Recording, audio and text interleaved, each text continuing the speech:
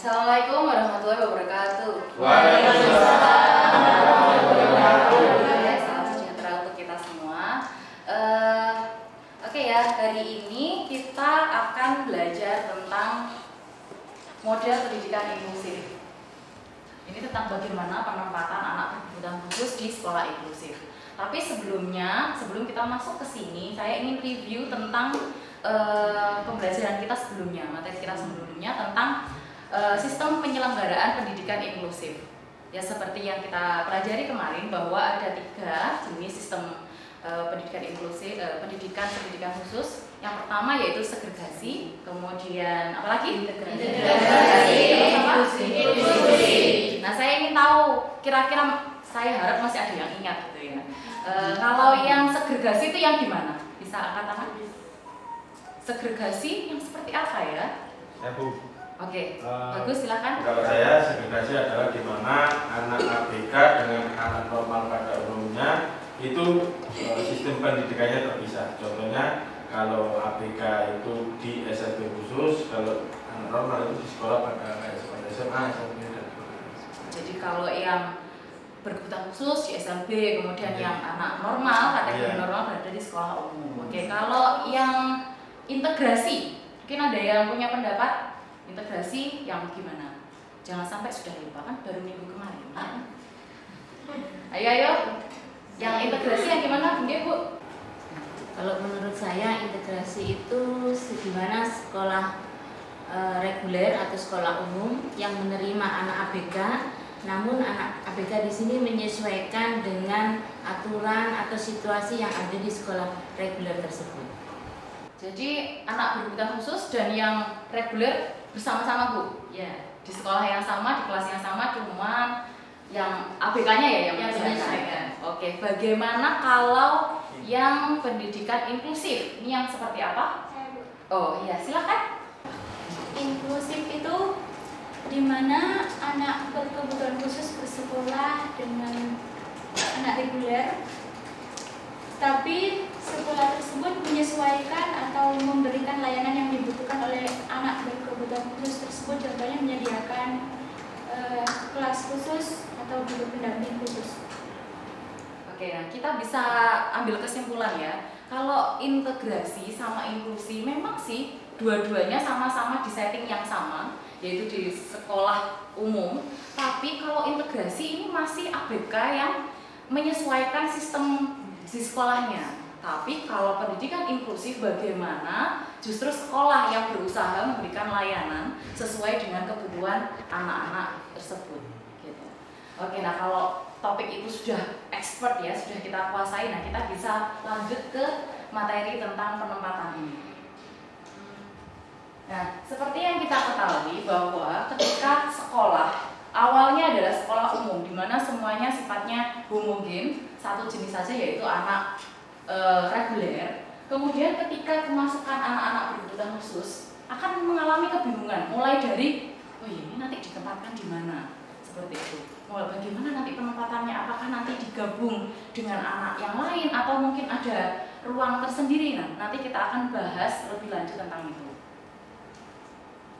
Jadi di sekolah inklusif itu harus idealnya itu harus ada 2 kelas. Yang pertama adalah kelas reguler, ya itu kelas yang memang sekarang ini ya yang ada di kelas tersebut. Kemudian kelas khusus. Nah, ini biasanya yang kadang di beberapa sekolah tidak ada. Selain kelas reguler atau kelas umum yang sekarang ada, nah perlu adanya kelas khusus atau biasanya disebut dengan resource room atau kelas sumber. Sama saja kelas khusus, kelas sumber. Nah, bagaimana ini cara penempatannya? Tadi kan kita lihat ada beberapa jenis anak berkebutuhan khusus. Nah, yang ini nanti taruh mana? Yang ini nanti penempatannya gimana? Nah, kita akan belajar jauh tentang itu. Sebelumnya saya mau memutar sebuah video.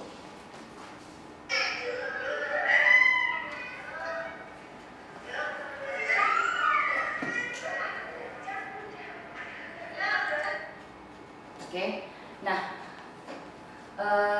dari video ini sebentar saya putar sebentar ya, kita lihat bahwasanya ada anak di situ Jadi Iren, Agnes, di sini ada sebuah peristiwa ya. Kalau kita lihat di situ ada sebuah peristiwa, ada seorang anak yang sedang tantrum. Sebenarnya nggak kelihatan dia tantrumnya sebelum itu videonya. Kemudian ini adalah cara bagaimana guru di kelas itu untuk menangani anak itu. Jadi dia sampai mukul, sampai nyubit temannya, kemudian mukul. Ini karena permasalahannya saat itu dia tidak ingin mengerjakan tugas yang diberikan. Kemudian dia mengamuk. Nah, dari video ini ya, yang saya ingin tanyakan, kalau situasinya seperti ini, kira-kira penempatannya yang sesuai yang mana? Apakah di kelas reguler ataukah di kelas khusus? Kita membahas bersama-sama tadi tentang secara teori ya, secara konsep bagaimana kelas reguler penuh, kemudian bagaimana kelas setting yang pull out, yang cluster. Nah, sekarang kita mulai pada studi kasus. Nanti teman-teman membuat kelompok ya, dikelompokkan, membuat kelompok, kemudian mendiskusikan kasus ini. Jadi Iren, Agnes, ini ada 3 kasus, banyak sekali ya. Di sini ada kasus yang pertama ABKA ini. Yang pertama anak A ya, bilang saja misalnya anak A ini dia slow learner dengan IQ-nya 82. Kemudian tidak dapat mengikuti kurikulum reguler. Jadi dia harus dimodifikasi, dikurangi. Kemudian tidak memiliki gangguan lainnya. Ini yang untuk kasus si A. Oke, ada pertanyaan?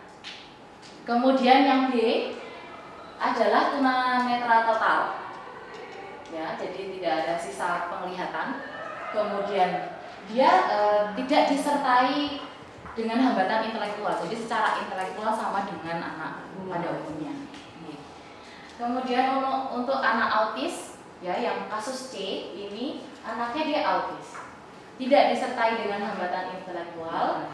Cuman dia hiperaktif dan sering tantrum di kelas. Nah, kira-kira dari 3 kasus ini, jadi anak A, anak B, dan C ini, tolong teman-teman mendiskusikan. Nah, dari 6 setting pendidikan inklusif, oh yang A ini cocoknya pakai sistem ini, yang B pakai sistem ini, yang C pakai sistem ini. Silahkan didiskusikan bersama. Kemudian nanti ada yang presentasi ke depan, perwakilan ya, untuk mempresentasikan, kemudian mengemukakan pendapatnya. Kenapa kok milih A? Kenapa kok milih sistem pull out? Kenapa kok milih sistem cluster? Jadi nanti juga dijelaskan, karena mungkin nanti pendapat antara kelompok satu dengan kelompok yang lain mungkin akan berbeda. Begitu. Oke, silakan bisa langsung dikerjakan membuat kelompok.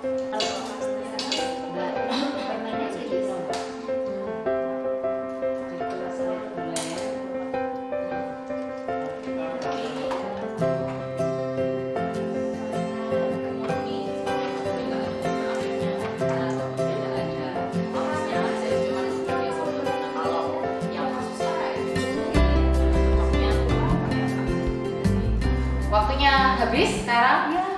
Untuk perwakilan kelompok silakan maju ke depan ya, untuk mempresentasikan hasil diskusinya. Oke, siap. Untuk kelompok ini Agnes, terus untuk kelompok ini nanti siapa? Oke, Iren yang maju. Untuk kelompok ini siapa? Bagus ya. Oke, nah langsung saja untuk Agnes silakan. Untuk kelompok pertama ya, Agnes silakan mempresentasikan hasil presentasinya.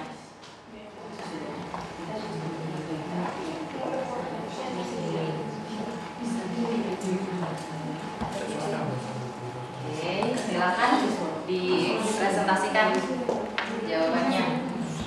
Baik, terima kasih atas kesempatan yang diberikan kepada kelompok tadi. Sekarang saya mewakili teman-teman untuk mempresentasikan hasil diskusi kami. Yang pertama, kasus A itu siswa dengan hambatan, maksud saya dengan lambat belajar dengan rentan IQ 82. Ini setting kelasnya menurut kami itu dia ada di regular cluster, karena siswa dengan lambat belajar ini masih bisa mengikuti pembelajaran bersama dengan teman-temannya, hanya dia memakai modifikasi kurikulum sesuai dengan kemampuannya dan di bawah bimbingan GPK atau guru pendamping khusus. Lalu kasus kedua, siswa tunanetra yang tidak memiliki hambatan intelektual ini ditempatkan di kelas reguler penuh karena mereka mampu mengikuti proses pembelajaran seperti anak-anak pada umumnya di kelas reguler. Dan kasus ketiga yaitu siswa dengan autism dan hiperaktif ya kalau nggak salah tadi. Ya, itu penempatan kelasnya menurut kami di kelas reguler penuh tetapi tetap di bawah bimbingan GPK karena keadaan mereka yang bisa berubah sewaktu-waktu. Demikian kelompok kami, terima kasih. Oke, itu tadi pendapat dari kelompok 1 ya, dari Agnes tadi yang perwakilan. Nah, selanjutnya saya juga ingin tahu pendapat dari kelompok yang lain, nah, karena mungkin berbeda. Untuk kelompok 2, siapa yang mewakili? Iren. Oke, Iren silakan maju ke depan.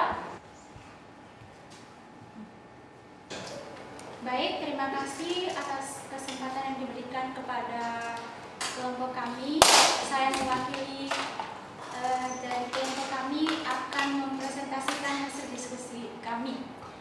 Baik, untuk yang pertama, anak dengan kasus slow learner itu menurut pendapat kelompok kami itu bisa dimasukkan di reguler penuh dan bisa juga dimasukkan di reguler cluster karena anak ini tidak memiliki hambatan apa-apa, hanya saja dia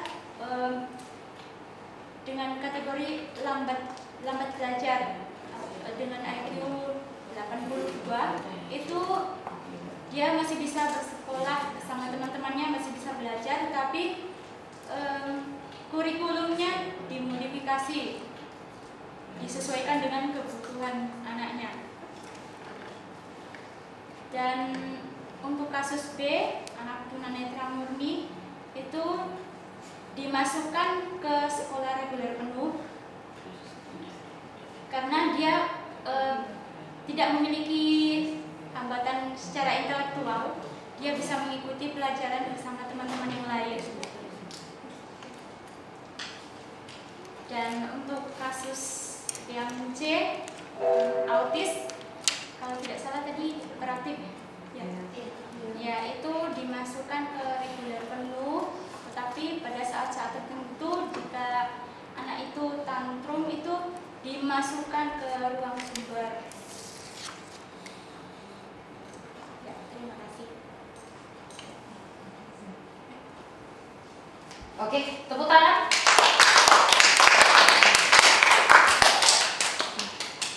Oke ya, dari diskusi yang sudah kita lakukan hari ini, satu hal yang bisa kita simpulkan ya, bahwa kalau kita dalam memilih penempatan untuk anak berkebutuhan khusus itu tidak boleh ceroboh, tidak boleh istilahnya kita hanya dari satu informasi saja langsung, oh iya dia nanti pakai sistem ini.